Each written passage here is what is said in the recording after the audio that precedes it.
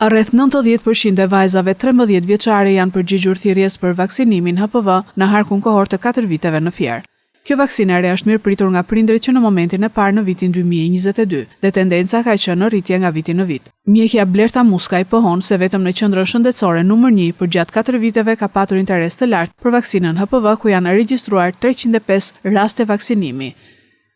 Fillimisht, vaksina kundër HPV-s është aplikuar tek femra 13 vjeç, dhe që nga janari i vitit 2026, ajo është aplikuar, ka filluar aplikimi edhe tek meshkujt 13 vjeç, pasi HPV-ja është një virus i cili prek të dyja gjinit, si femrat edhe meshkujt. Ka pasur një tendencë në rritje,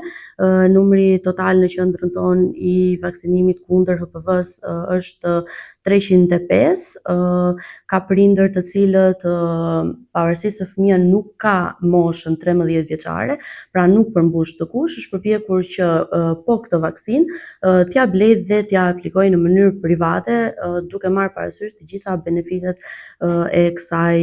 vaksine. Mjekja Muskaj tregon gjithashtu se efektet anësore të vaksinës HPV janë të ngjashme me të vaksinave të tjera dhe kalojnë lehtë, pa komplikacione, ndërsa ka apeluar për të gjithë prindrit skeptik të mos hezitojnë të aplikojnë fëmijëve të tyre, pasi parandalon disa lloje kanceri. Efektet anësore,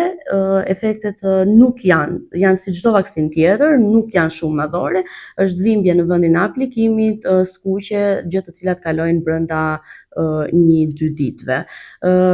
Unë do kish mesazhi im do ishte për të gjithë prindrit që vaksina kundër HPV-s shpëton jetë dhe është më mirë të parandalosh se sa të trajtosh. Dhe një mesazh jo vetëm për vaksinën kundër HPV-s, por për të gjitha vaksinat që përfshihen në kalendarin e vaksinimit të Shqipërisë, do ishte që të vaksinosh fëmijën sot është t'i japësh atij një të ardhme të shëndetshme.